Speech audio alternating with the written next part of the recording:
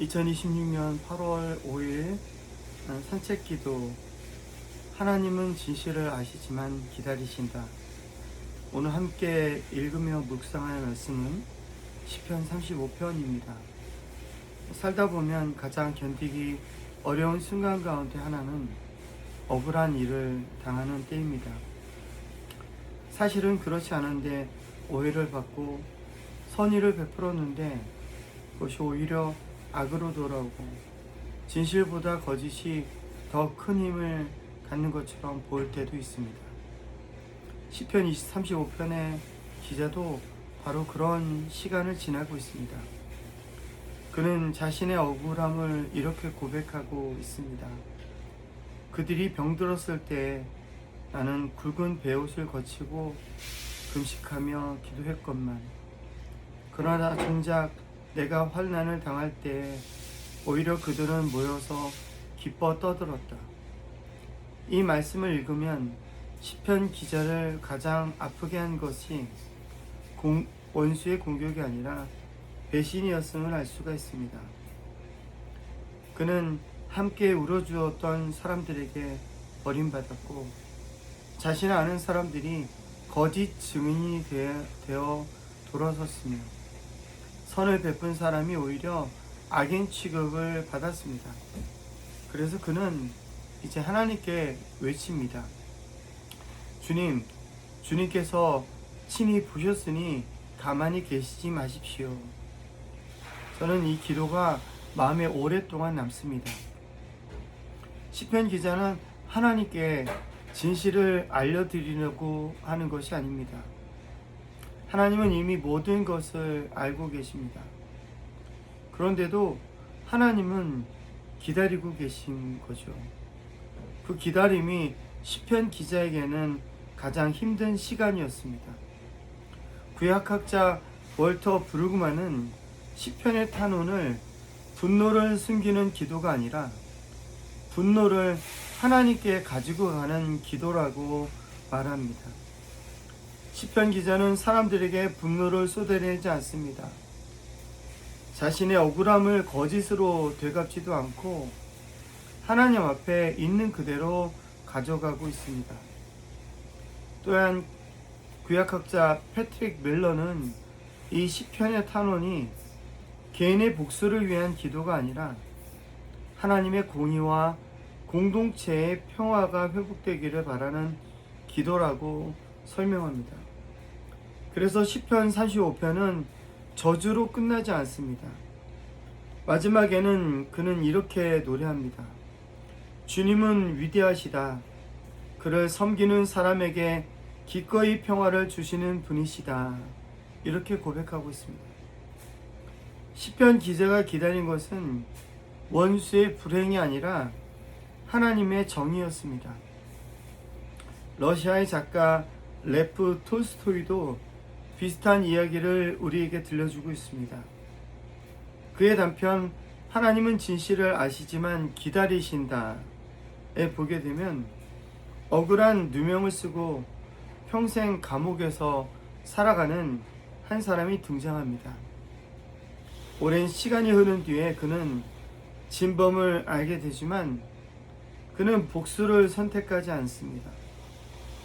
하나님께서 이미 진실을 알고 계신다는 사실을 믿었기 때문에 그렇습니다. 톨스토이는 오늘 우리에게 중요한 한 가지 질문을 던지고 있습니다. 진실이 언제 밝혀질 것인가 보다 더 중요한 것은 그 기다림 속에서 나는 어떤 사람이 되어가고 있는가 하는 질문인 것이죠. 이 대목에서 저는 제 삶을 돌아보게 됩니다. 여러분도 아시겠지만 저는 평일이면 커피 트럭을 타고 이곳저곳을 다니며 일을 해왔습니다. 요즘은 커피차가 오면 반갑게 맞아주시는 분들이 많지만 처음 이 일을 시작했을 때는 쫓겨나는 것이 일상이었습니다. 경비원이 문을 열어주지 않고 또 상가에서는 나가달라는 말을 들었으며 때로는 이 경찰과 구청의 단속 대상이 되기도 했습니다. 살아가는 것이 수치스럽게 느껴졌던 날도 적지 않습니다. 그런데 지금 돌이켜보면 그 시간은 저를 무너뜨린 시간이 아니라 오히려 하나님을 배우게 된 시간이었습니다.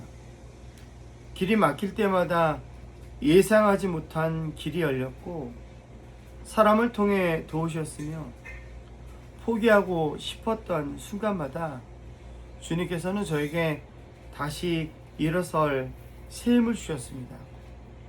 그때 저는 하나님께서 제 삶을 외면하시고 계신 것은 아닌가 생각했지만 그 모든 기간을 통하여서 제 삶을 이끌어가고 계시다는 사실을 저는 이후에 조금씩 깨닫게 되었습니다. 여러분, 이것은 책에서만 배운 믿음이 아니라 삶을 통과하면서 제가 배우게 된 확실한 믿음인 것이죠. 그래서 저는 지금도 확신합니다. 하나님은 진실을 모두 알고 계십니다. 그렇지만 때로, 아니 자주 주님께서는 기다리십니다. 그러나 그 기다림은 외면이 아니라 하나님의 구원이 오늘 우리 삶 속에서 자라나는 시간이었다는 거죠. 어쩌면 이것이야말로 증언인지도 모르겠습니다.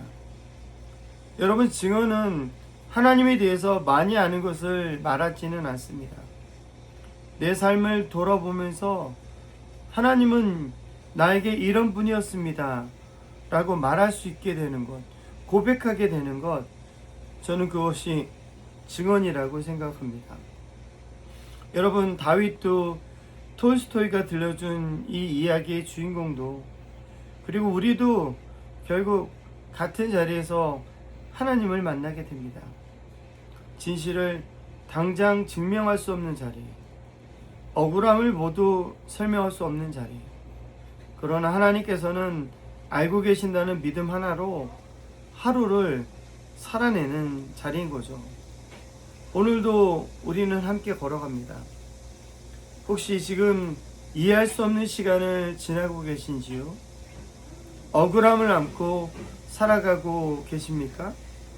그렇다면 오늘 시편 35편이 우리에게 들려주는 말씀을 마음에 품었으면 좋겠습니다. 하나님은 진실을 알고 계십니다. 그리고 그 기다림 속에서도 우리를 결코 놓지 않으십니다. 언젠가 우리의 변명보다 우리의 삶이 더 큰 증언이 될 것을 믿습니다. 그러나 우리는 담담히 이렇게 고백하게 될 것입니다. 하나님은 그 모든 시간을 알고 계셨습니다. 오늘의 질문, 지금 내가 가장 억울하게 느끼는 일은 무엇이며 나는 그것을 누구에게 가지고 있습니까?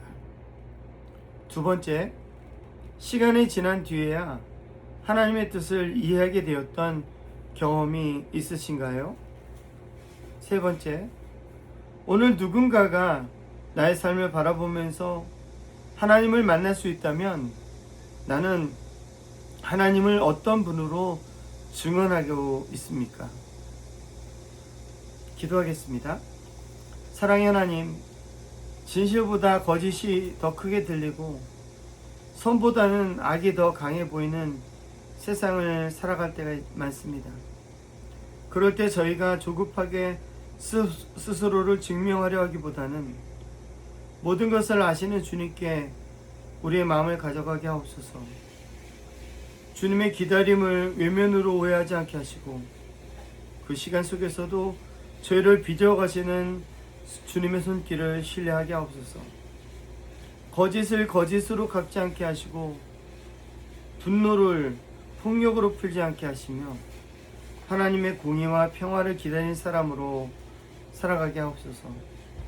그리고 저희의 삶이 말보다 더 큰 증언이 되게 하셔서 언제나 담담히 고백하게 하옵소서. 하나님은 그 모든 시간을 알고 계셨습니다. 예수 그리스도의 이름으로 기도합니다. 아멘.